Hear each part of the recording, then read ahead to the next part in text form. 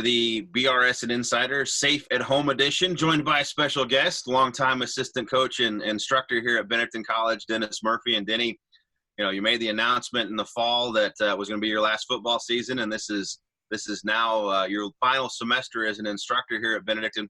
41 years here on campus at Benedictine College. You know, you are not a Raven, so to speak, in that you didn't graduate from Benedictine, but you are a Raven. I think 41 years on campus, I think that's safe to give you that distinction. Just take us back to, you know, coming out of college and looking for that first job. How did you end up at Benedictine? Well, my first job was at Nemaw Valley in Seneca, Kansas. I lived there for 4 years, and I coached in both track and football, and then taught physical education there. And then an opportunity in '79 came about where Coach Wilcox called and asked for me to come over and interview for the job. And thank God, the guy that recommended me was Guy Galley. So that's a long-time history, a guy with Benedictine and connection with Benedictine. And unfortunately, I did make him mad, so he recommended me for the job. So that's how I got started. And the rest is history. So you come in, I mean, those early years, did you ever think that, you know, 41 years later, you still be sitting at the same place that you were when you first started? No, because I was going to be here 2 years. I was going to be here 2 years, learn as much as I possibly could, get myself organized, and go back to the big money, which was coaching high school football, because I was making about $8,000 a year at Benedictine, and I could have made $12,000 in high school. So I was looking for the big check in the sky at that point. So what changed? What allowed you to stay and decide that this was where you wanted to make your life and your career? Well, it all boiled down to two people, and that's Larry and Charlie, Larry Wilcox, Charlie Garmeyer. Those two are so committed to this thing, and from the very beginning, there was absolutely nothing there. I mean, we had nothing as far as equipment goes, facilities goes. Practice field was a frightening thing. Our weight room was also the equipment room, which was also the laundry room, all in the same room. And so there was not much going on, but there was the sensation and the belief that something was going to keep changing. And then every year, Coach Wilcox had the ability to be able to add one thing that made you think, okay, it's going to get better. You know, and a lot of times the beginning was just adding 10 lockers to the locker room, or painting the pillars in the weight room that we took over a lounge to be able to make into a weight room. So it was all little tiny things at the beginning, but those things were giving you the sensation that it's really going to cook. And then all of a sudden we're building the Amino Center, and now we're building the stadium, and now we're putting field turf in. The ball just kept rolling. It was neat, a fun thing to be involved with. Now, in my time of covering Benedictine and then working at Benedictine, you've had a couple different hats that you've worn. You were the head track coach for a few years. You've been the wide receivers coach for a very long time. You were the head JV coach for many years, and then an instructor, athletic trainer. What else might, you know, people not realize that maybe is a hat that you've worn in 41 years of working at Benedictine? I was the head tennis coach for 2 years, and we were terrible. I went into Coach Wilcox as the athletic director at the time, and I said, we have got to end this program because we're sniffing the same dust that we built up coming into town as we want to get back out, because we were getting beat so quickly and so badly. But we had some kids on the team, some names of the past. Mike Boland, Kelly Bowles' brother was on the team, and the Lazar brothers were on the team. We had a lot of Benedictine names from the past. Jim Knox was another one. It was fun to be able to do something like that, something different, something I'd never done. As far as being able to start the athletic training program, that was a fun thing to do with Dr. Tom Schreiwise and Jim Sperry, who initiated the program and be able to get that thing started. Unfortunately, NATA decided to be able to make it more difficult to be able to keep it going. But the reality was it was really fun to be able to start or initiate those programs, and the same thing goes for the track program. When we first started, we didn't have a track. Like trying to recruit kids to a program where they don't have a track was very interesting, but we ended up being able to get a couple of kids that could do some things and score some points and make it a lot of fun. And so just starting out with absolutely nothing and trying to be able to use the Wilcox model, just keep bringing something new in each time. It seemed to work out pretty good and ended up being a real strong program for the college now. Now, as the wide receivers coach over the years, you've had the opportunity to coach quite a few, known All-Americans, not to mention just the sheer number of guys that you've had come across the program. What's been kind of the common denominator between those guys that you've coached over the years that have been able to have the success that has led them to be, all conference, all American candidates? Well, I think being able to coach some kids like we have had that have been all American kind of kids, they play with heart. They're unbelievably talented kids. It's not coaching. It's all about their ability level.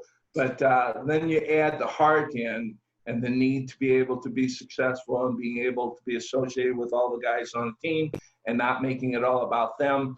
That's when they started to become All-Americans. So, we've had a lot of kids that have been really, really talented, and I've been really, really lucky to be surrounded by a bunch of kids that can be able to catch the ball and run routes and block. But when they put the heart thing in, that just makes it such an enjoyable group of kids to be around. On those early years of recruiting, you're an NAI product, right? Hastings, if I remember right. So did that make it easier to recruit to Benedictine, even though you maybe, you weren't as familiar as Coach Gartenmeyer, Coach Wilcox with what it meant to be at Benedictine, but you had that NAI background? Did that help you in those early years and being able to go out and recruit and bring kids to campus? Benedictine was the best kept secret in all of Kansas when I first started. No one even knew who we were because the program was new, and a whole lot of people were from Kansas coming to Benedictine to play football. A lot of out-of-state kids, and Tardif did a lot of Jersey recruiting and that sort of thing. So there wasn't a whole lot of Kansas kids that came here, Midwest kids that came here. So my two areas were Kansas and then Nebraska. And so breaking in, it wasn't real easy to do. Once we got rolling, it was okay. But at the beginning, it was just a lot of no's, a tremendous amount of no's.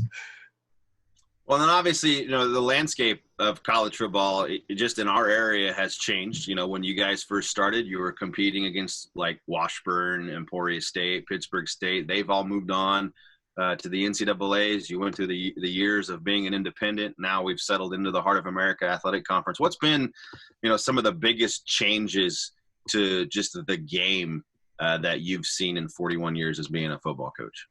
Well, the size of the players, the speed of the players, are the two things. The size of the players, back when we first started, our offensive line was 220, average. And most of them there were a lot of them that were under 220.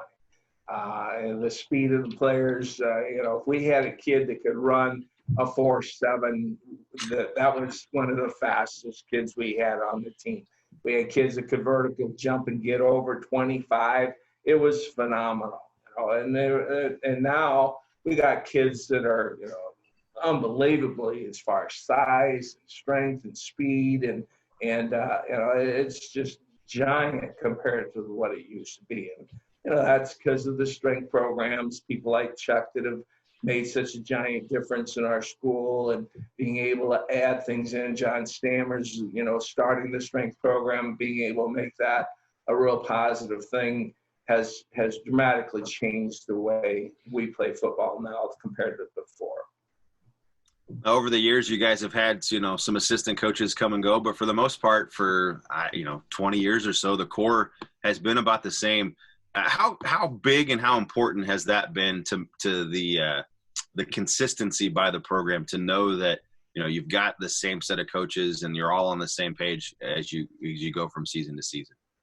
Well, it makes it a lot easier. I think that's the answer is, you don't have to wonder who's going to get what or what's going to end up on the bus or who's going to take care of whatever's supposed to arrive. You don't have to keep reteaching the offense or reteaching the defense. Everybody pretty much is assured. You know, we're always trying to learn new things and add new things and those sorts of things. But a lot of that stuff ended up just on the cutting room floor, and it just go back to just, hey, let's play just good, tough football. Let's go out and get after it. You know, let's do what we're supposed to. But the key is the way it was taught, the way it was, you know, pronounced, and that consistency of the coaching staff helped that immensely, because then it became consistent. It became congruent all the way through the seasons after season. You just knew what you're doing. And you could, you know, then you could pretty much read what everybody's going to do. You know, it wasn't like, you know, you were trying to feel each other out or see how, you know, were you making them mad or whatever. You know, you just say what you want to. And, you know, if it flew, fine. And if it didn't fly, that's fine too. And you've had some pretty special groups over the years, a number of conference champions, a number of teams that have made deep runs into the playoffs. And then finally, you know, a couple seasons ago, you guys were able to put something together and make it all the way down to Daytona in the national championship game. As you've had time to kind of sit back and reflect on that season and on that group, what was it that, you know, allowed that group to kind of excel in the way that they were and make that run that they did to the playoffs and get down to the national championship game?